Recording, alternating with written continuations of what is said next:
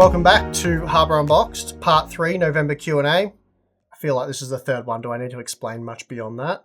No, I don't think so. All right, well, before we get into it, today's sponsor spot is brought to you by Thermal Grizzly and their new 12th Gen CPU contact frame by DeBauer. It's well known that the integrated loading mechanism, or ILM, of the LJ1700 sockets bends 12th Gen CPUs, leading to an uneven contact surface that reduces cooling performance.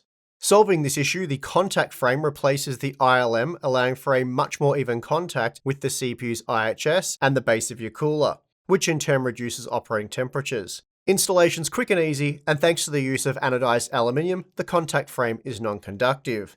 And then, for those of you who wish to further maximize contact, Thermal Grizzly now offers an optional lapping tool, so for more information, please check the link in the video description. Okay, this is a great question. Probably one of the best questions that we've had in a while, so Okay. Top tier question. Okay. Imagine you walk into a store and buy an RTX 4080. Mm-hmm. You have the amount of money that it costs to buy a 4080 in your pocket. When you get to the shelf, you find at exactly the same price a GTX 4090. It's identical to the RTX 4090 in every way, except without the RTX feature set and whatever power usage reduction that equates to. Which card would you buy, and what price difference would there have to be to change your mind? So hang on. So you're getting an RTX 4090 rasterization performance, but it's called a GTX 4090 because it doesn't have DLSS support or ray tracing or any of the other RTX associated features. Yeah, so I think it's talking about... So it's 4090 rasterization performance for RTX 4080 pricing. Yeah, that's exactly Okay. right. So yeah, GTX 4090 versus RTX 4080, same amount of money. What sort of performance difference would we have to be considering and things like that? What sort of price difference? Obviously, that's so hard because it really depends. Are you an Alan Wake 2 gamer or are you like a Call of Duty gamer? Because that's really what it hinges on, right? Mm-hmm. Like if I'm predominantly playing multiplayer competitive games, games I've rattled off before, Apex Legends, Fortnite, Call of Duty, the list goes on, then that card would be amazing. A GTX 4090 would be what I would buy because I don't really care about ray tracing that much. I can forgo that. DLSS, probably not going to need it at that performance tier, at the resolution you'd probably be playing at 1440p. Certainly for competitive gaming. But you've got FSR there if you need to use it, which you probably wouldn't. So you wouldn't be that interested in upscaling. I mean, in a lot of ways, for me, that would be a better value product. But then for you, if you want to, because Alan Wake looks amazing, not the type of game I would play. So there's that. Yeah, it's hard. I mean, it looks cool. It's just very boring for me. So I would try. Yeah. I guess it's like, if I went to a store, right, and there's even just RTX 4080 versus GTX 4080 at the same price. So the exact same performance and price, but one lacks RTX. Obviously, you would buy the RTX product. Definitely.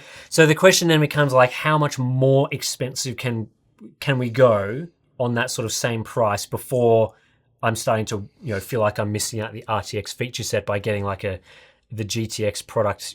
How much of a discount and price gap does there need to be there? And it's a really tough question. It genuinely sort of reading this question, gets me stumped as to which product I would prefer. I would have thought you would pick the RTX 4080 for sure. I think so. Yeah, I think so. I think a lot of games these days I'd probably prefer to play with ray tracing enabled. DLSS. And DLSS is probably a more significant factor. Path tracing in some games, even on, and this we're just talking RTX 4080. I play mostly on RTX 4090. You and play even high resolutions and even that, the performance for things like path tracing is not amazing. You really are having to rely on some of those technologies which reduce visual quality in other ways. So yeah, I mean, I would probably choose the RTX 4080 for the type of gaming that I play with those features. But again, what sort of price would I... It's very, very difficult. It is. I would get the GTX 4090 for sure. Yeah, what if the GTX 4090 costs more though? Costs more than the RTX 4080? But are they saying the same price? That's true, but part of the question was how much more could it be? Right. How much lower could it be? Change your mind. It'd have to be, for me, if you start going to $1,300. At that point, I would just buy an RTX 4090 if they were $1,600. It's like $300 difference. Yeah, it's like to get RTX features. If you're already spending that kind of money, just go the full hog, get the card that's going to age better and better, do everything. Because like I'm not discrediting RTX or those features and going they're useless. I don't want them. I would like to have them available. But if I can get way more rasterization performance, which is beneficial for the games I play, and save a lot of money, then that's appealing. That is appealing. I think this question as well would be very interesting if it wasn't phrased as a high-end question, and instead we were talking about like lower-tier products. Because, for example, like I would be much more likely to play ray tracing games having a 4080 or 4090 class product. That's right. And that's what I'd be buying it for. Yep. But if I was buying a 4060, like I'm not playing Alan Wake 2 with ray tracing enabled on a 4060 class product. So GTX 4060, GTX 4060 Ti, even GTX 4070 with 12 gigs of VRAM. I think a GTX 4070 would be a much better product for most people. Well, especially if it was the tier lower, like if you were... Well, GTX, it should be like RTX 4080 levels of rasterization performance, right? Yeah, at the 40... minimum 4070 Ti level rasterization at the price of the 4070. And yeah, I think the lower in the stack that you go, the smaller that gap could be between the GTX and RTX products. You're not using path tracing or any of those features, and then ray tracing sort of a compromised experience, let's be honest. It is. I don't know why people don't want to admit that, but if you're buying a lower end product, your ray tracing experience is a compromised experience. We're having to rely on more upscaling or turning other features down. That's so right. It's not the ultimate experience, which again, that's fine. Those cards, the mid-range and lower tier cards, have always been compromised experience compared to a high-end card just in other sorts of things over the years too. So that's not too much of a surprise. But I'd be very interested to, obviously we're never going to get this scenario, but see what sales would be like if there was this GTX versus RTX sort of series. Like, would people gravitate more towards the GTX series offering more rasterization at a lower price, or would they gravitate more towards the newer features? I mean, because if our polls are anything to go by, we know the answer. Yeah, I think back in the Turing generation, we would have gotten a lot of answers for the GTX series, and that was the sentiment at the time when they didn't really sell people on ray tracing and DLSS. But we're 5 years on; it's a different scenario now, and I think it would be more split than it was back then. Well, the thing is, there's always going to be a large number of gamers like myself who are more into competitive shooters, competitive real-time strategy games, competitive games where you're not there for the visual fidelity. You're there to compete and have a good time, and that's what you enjoy doing. So it's going to be hard to sell those people on paying a premium for like a feature like ray tracing that they'll turn on more as a tech demo to have a look. Like, I really enjoyed having a look at the graphics in Alan Wake 2. But once I got beyond doing that and whatever I needed to do, I was like, okay, well, this isn't really a game I'm going to play. Yeah, but you're saying that now, but AMD is effectively, in a lot of ways, offering that in some price categories, and people do still generally buy NVIDIA, even if they don't need those features. But if the 7900 XTX was offering RTX 4090 rasterization performance in everything, but crappy ray tracing, I think it would be a very different story. I'm not sure. I mean, when the 7800 XT came out, right, it was faster than a 4070 and cheaper in rasterization. Did it fly off the shelves relative to a 4070? The 4070 is a pretty high-selling product. I mean, there's the whole mind share and everything. But I mean, that's what the question would be, right? If NVIDIA started selling the GTX product, would people still use, for mind share, and they would think I'm going to use RTX and DLSS, so they would buy it anyway, even if they're not actually needing those features? Like, would a Call of Duty gamer, for example, go, I'm probably not going to use ray tracing or DLSS, but I'd like to have it, so I'll pay the premium for that? I mean, maybe. I think possibility. Comparing GeForce and Radeon is a much different thing comparing GTX and RTX. I agree. Just people's perception. I'm not saying that Radeon GPUs are garbage or anything, or shouldn't buy them. I'm not saying that. It's the perception, though, right? It's the perception.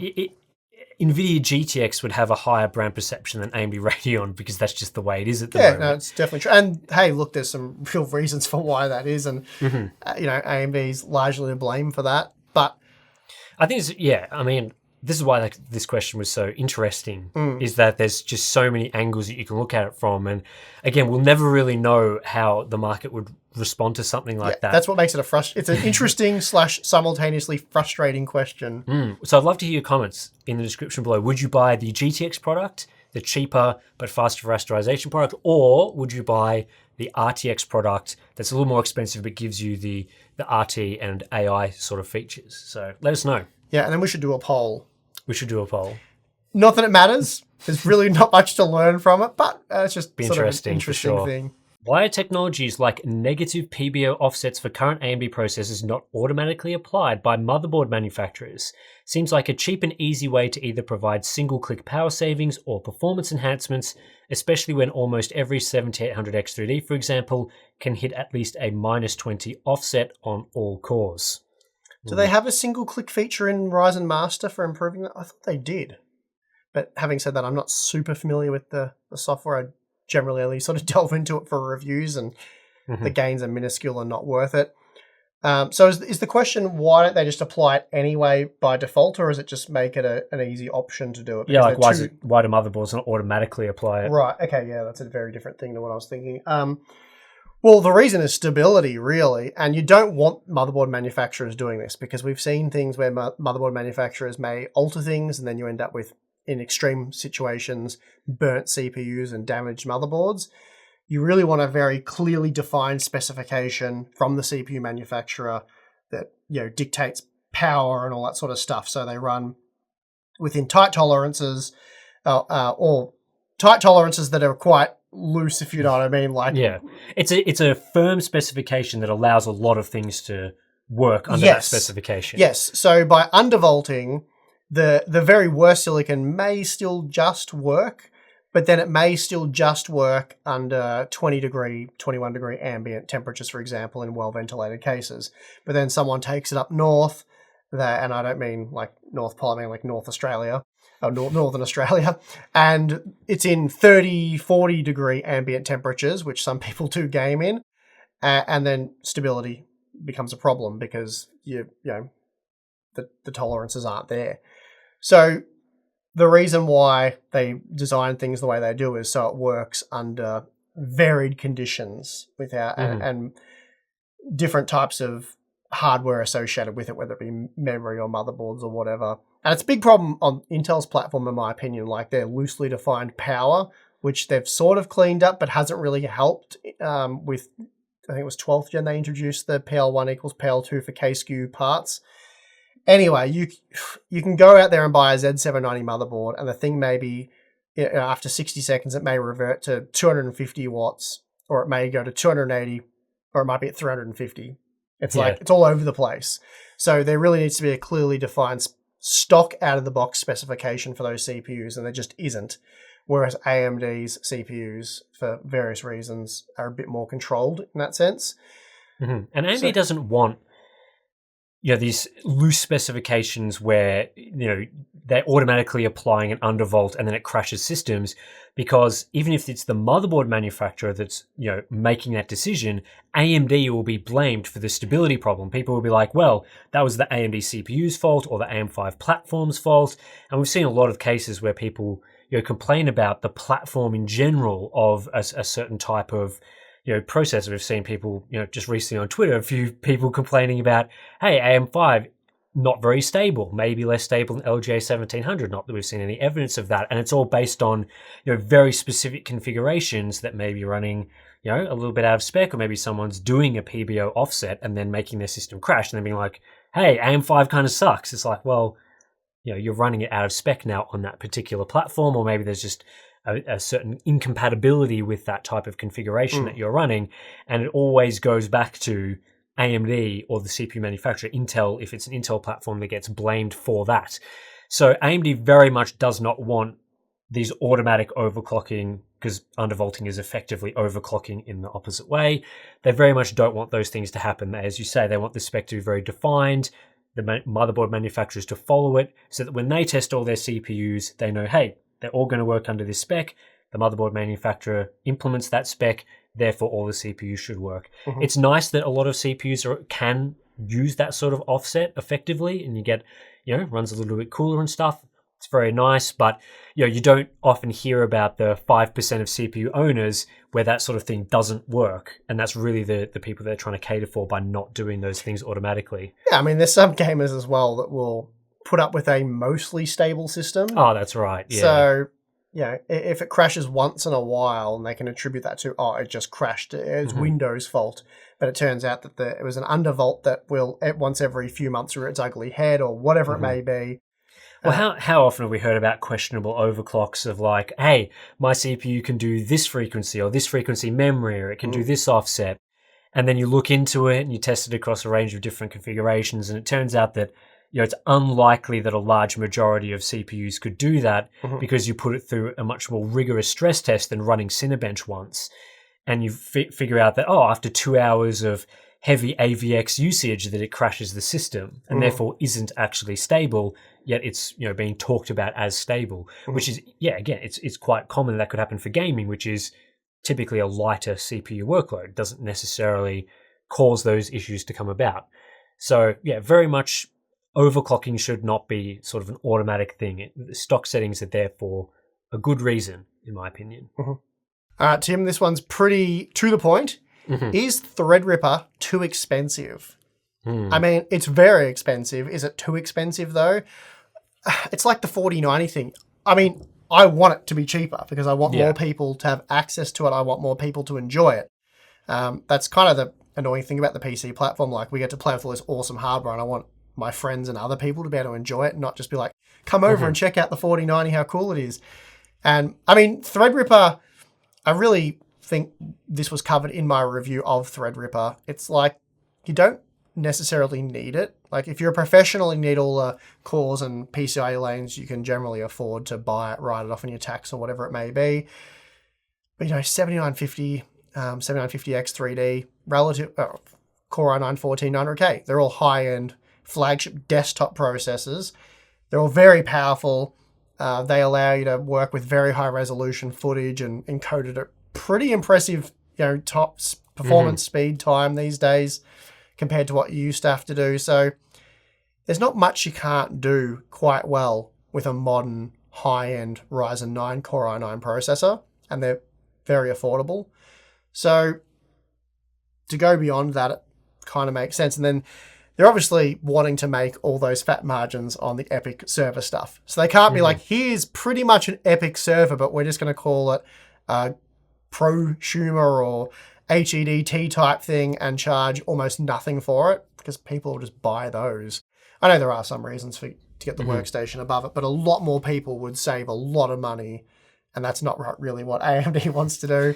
And it's why NVIDIA doesn't make the RTX 4090 cheaper, because people pay for it. If you need it, you pay for it. Yeah, I mean, it's expensive because they've taken in what used to be Threadripper parts and put them effectively on the desktop platform.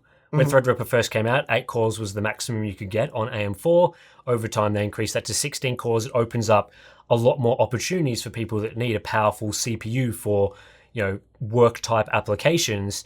They can just get that on effectively a cheaper platform. Like, if anything, that has been a great success as far as, opening up those doors to people, which, it has relegated Threadripper to being expensive, niche, only for people that need super high performance level tasks. And as you say, they can't cannibalize Epic at the same time.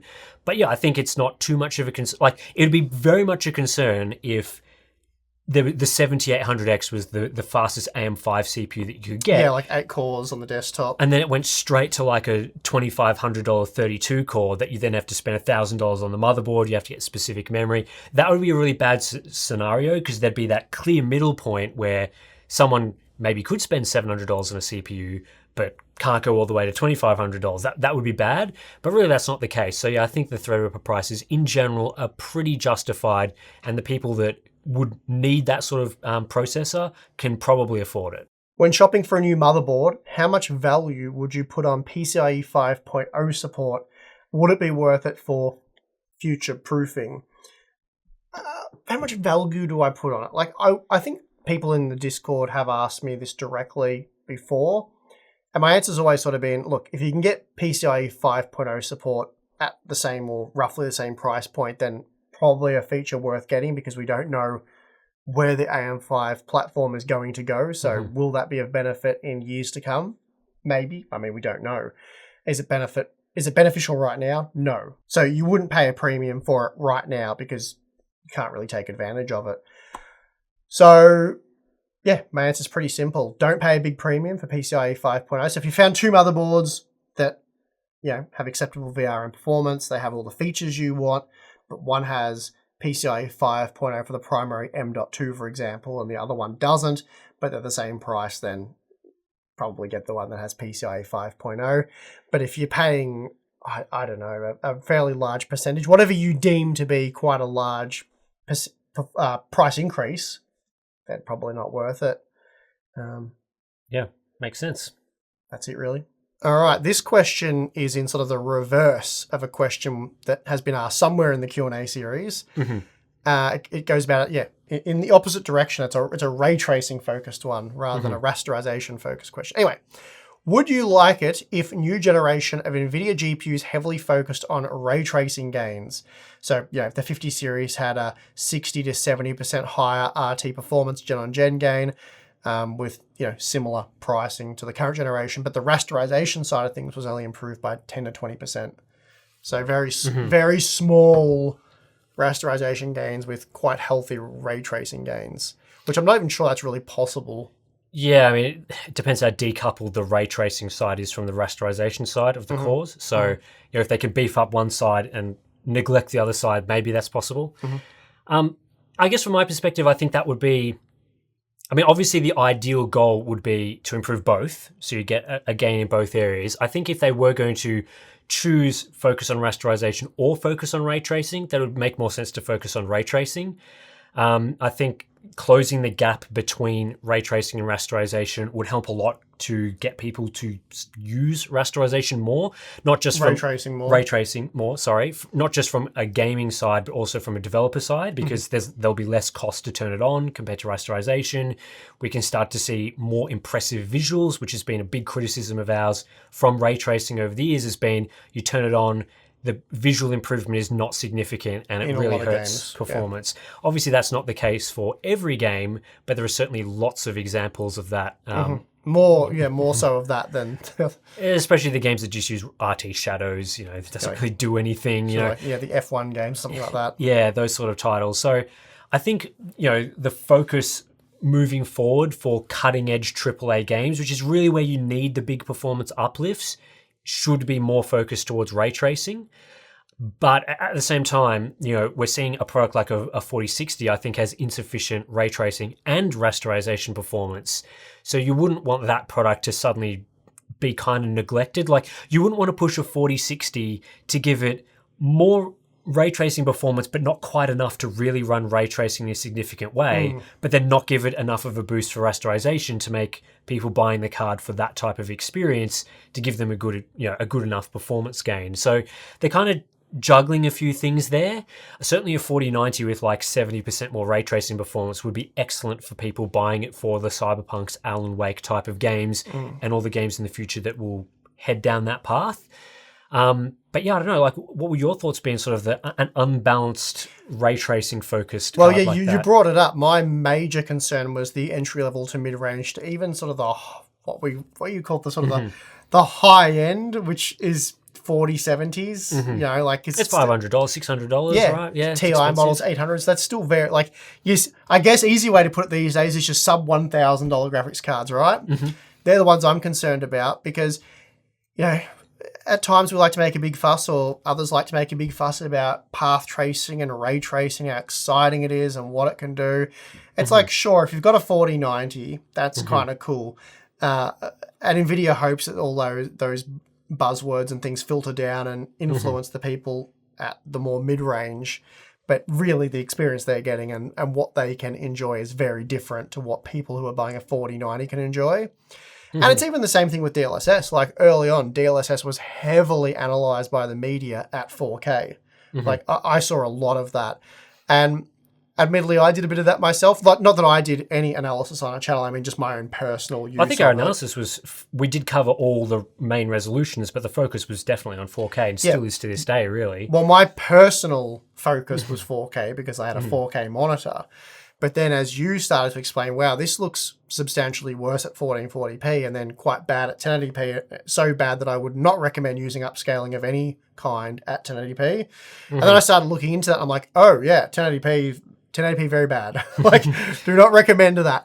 So, you know, and that's another thing where I was pushing DLSS as being a feature that's evolved really well and been a key, it is now, I've used the exact word, like it is now a key selling point of a GeForce GPU.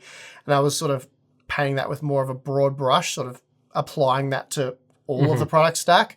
Whereas it was definitely truer of the 1,000+ models and less true of the 500 sub models where, you know, at 1080p, you don't really want to be enabling DLSS, especially if you're going after the best possible 1080p quality you can get at that price point.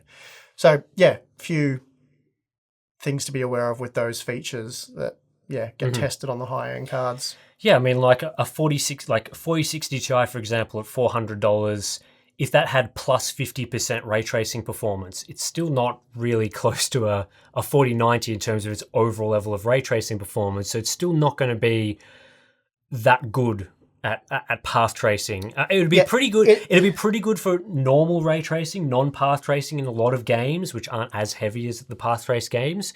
But yeah, it just wouldn't. Yeah, if you got a 40% boost in rasterization performance at the same price, and that would be you'd probably want some more VRAM because, again, you need more VRAM. You need the 16 gigabyte model to be that, because you're not going to, 8 gigabytes of VRAM, not enough for that level of ray tracing quality moving forward. But yeah, if you've got more VRAM, 40% performance uplift in raster, I feel like we're just going into dreamland now, but that's really what this next generation does need to deliver. I think it's the general conclusion is that until we get the lower end products, like 4060 tier products, delivering, you just turn on ray tracing and that's fine. That it can't be too heavily weighted towards ray tracing. Yeah, it has to deliver until that happens, it needs to be a balance so that all gamers and all types of gamer can benefit. We are so many generations away from that happening. Yeah. And look, with the next generation, you can say it's happened because you can play Far Cry 6 now with ray tracing on it. It's like, no. Those older ray tracing games are no longer relevant in this conversation. We're talking about the new ones. Compare the quality of ray trace reflection in Far Cry to Alan Wake, and it's like, Far Cry isn't even using ray tracing, it looks that bad. Yes. So, yeah, night and day sort of difference to newer titles. Why don't more games offer large texture pack options for higher VRAM cards? This is something Tim and I have talked about in the podcast a bit recently. It seems they could have an option for limited VRAM cards at around the 8 gigabyte mark, then one that goes all in for, say, 16 to 24 gigabyte cards. It seems like an easy way to have your game look and work the best across different hardware levels. Yeah, this is something, we have talked about. I don't know the answer. I don't know if you have much insight. I mean, other than the fact that it's probably a lot of extra work. I think that will be part of it. So I would think that the target market for people with 16 gigabyte and above GPUs is pretty small. Like most mainstream mid-range products are 8 gigabytes and potentially 12 gigabytes. Now, there are some cards where you do get more than 12 gigabytes at a reasonable price, but it's not too much of the market. We're still largely in that sort of 8 to 12 gigabyte range for the most part. So you'd be expecting that most of the development effort will be focused on those types of products. And especially with game consoles, while they do have 16 gigabytes of memory, part of that memory does have to be allocated to other system resources because of the unified nature of the architecture. So, the usable amount you could use for textures and visual assets is going to be less than 16 gig, which aligns with sort of 12 to a little bit above 12 gigabytes. It does depend on how the game works and various different factors, but that's sort of where you align, like, what a developer is going to be spending most of their effort on. It's not going to be a 24 gigabyte VRAM, extra epic level quality texture pack. So I'm imagining that's a large reason why they don't focus on that. The target market is just too small. Then again, you sort of look at something like path tracing, and the target market for path tracing is probably even smaller than that for high texture packs and large VRAM GPUs. But the games that we've seen path tracing integrated in have been pretty collaborative between NVIDIA and the game developers to integrate that feature into the games. So unless we had an NVIDIA or AMD really going in and assisting developers to create high VRAM packages for their GPUs, it's probably not going to happen. And even then, NVIDIA has an advantage in path tracing performance, so they have the incentive to create games with path tracing in it. There's really not much of a VRAM incentive for NVIDIA or AMD because AMD develops let's say AMD sponsors a game to put in a large VRAM pack for their GPUs. Well, both high-end NVIDIA and high-end AMD GPUs have lots of VRAM. So there's no real competitive edge there. And I guess you could say the 16 gig GPUs, if they made a texture pack that was like just 16 gig but not 12 gig, then there might be some manipulation that they could go into there to optimize it for some buyers. But yeah, it doesn't seem like as focused of a target market as sort of a path tracing thing. So I imagine that sort of answers why we don't see that texture pack too often. But yeah, we're seeing I'd like to see it. Yeah, I'd love to see it. We're seeing a lot of new games as well released in half-baked states, and weeks, months later, they improve quite a lot. So that gives you some idea that they're not sitting around going, well, how should we make the game look better? It's like let's make it work not even that well across the largest amount of people that we can get, and then maybe years down the track they think about those sorts of things. So they don't have time. It's development time, development costs. I'm sure making high resolution textures isn't just a enhance button. A lot of artwork and extra work that goes into that, and then of course you've got to do like QA stuff. You've got to go through the game, make sure that enabling HD textures doesn't break the look of the game or anything like that. So it's just a lot of extra work. So it's sad. It's something that the PC platform should have, because we do have 16 gigabyte, 20 gigabyte, 24 gigabyte cards. Being able to take full advantage of them would be very cool. It would make the games look very good. But for all the reasons we just discussed, it's rare that happens, if ever. Is the concept low-end GPUs are useless for ray tracing outdated? It seems that every time there is a discussion about ray tracing, people think about games like Cyberpunk and that you shouldn't even worry about it if you have a lower-tier GPU. But by now, there are many games, for example, Spider-Man Remastered, F123, Far Cry 6, that run just fine on a wide range of GPUs with ray tracing enabled. We just talked about this at some stage of the Q&A series. But basically, it's not outdated. The games that you're talking about that work with ray tracing enabled, and we've been benchmarking these games and looking at them. First of all, they were never that impressive in terms of Far Cry 6 was never ray tracing in Far Cry 6. F1's even worse. A lot of these games use varying degrees of ray tracing, but all of them are pretty insignificant. It's often hard to tell when it's enabled. You have to be looking for it. Just playing the game, it's probably not going to be as obvious as it would be in a Cyberpunk or a game where it's more substantial.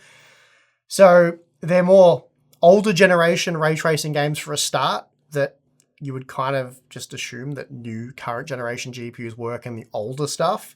And really the focus is, as I think you've been saying, we want ray tracing to be a feature that on a mid-range GPU you would turn on. Like there'd be no debate. You turn it on because it's night and day. You turn on ray tracing, it looks way better. You're still at acceptable frame rates, and it's a great experience. Yeah, I think part of this question even says people always think about games like Cyberpunk, but you can run it on those other sorts of games. The reason why a lot of the focus is on Cyberpunk, Alan Wake, those sorts of games is because the ray tracing experience does transform how the game looks. It's all well and good to say, okay, a low-tier GPU can run ray tracing in F123, but that's not really that relevant, right? And even then, for almost no noticeable visual improvement, you're more than halving your frame rate. Yeah. So it can run it, but what? It's not just can it run, it's what are you running? Is it worth running those sorts of features? And right now, across pretty much all of the premium ray tracing experiences, if we made, I'm not suggesting we make it for this question, but if we made a list of the top 10 best ray tracing games in terms of visuals, I think you'd find that 8 or 9 of those games would not run very well on your lower tier GPUs. It's Spider-Man Remastered, the ray tracing is okay, and that's probably one example where ray tracing is perhaps a bit better optimized than the norm, but even then that's not an experience that you would see across the majority of the sort of lighter ray tracing titles that would run on the sort of 4060 type product. And even if you were, often games have different ray tracing quality settings. Often the lowest quality setting that runs well on those GPUs provides, again, not much of a performance or not much of a visual improvement, which then just doesn't make it worth using. So yeah, that's why we're sort of focusing on the premium ray tracing experiences that transform visuals. What cards are needed to run those sort of experiences where you really want to run ray tracing because it makes the game look that much better. It improves the experience for people. It makes you want to play those games. And right now, those games require 4090s. They require high-end GPUs. It's just the way it is.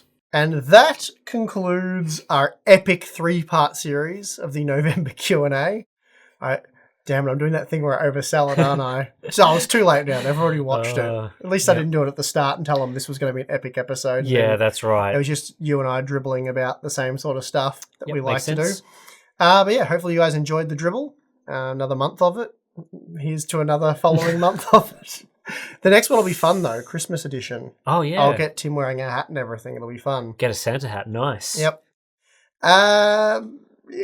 Floatplane, Patreon, do that if you want. You guys already know that. 20% Club, you're a bunch of legends, but you already know that. So I guess just thank you for watching. We appreciate you, and we'll see you again next time. I'm your host, Steve. I'm your host, Tim.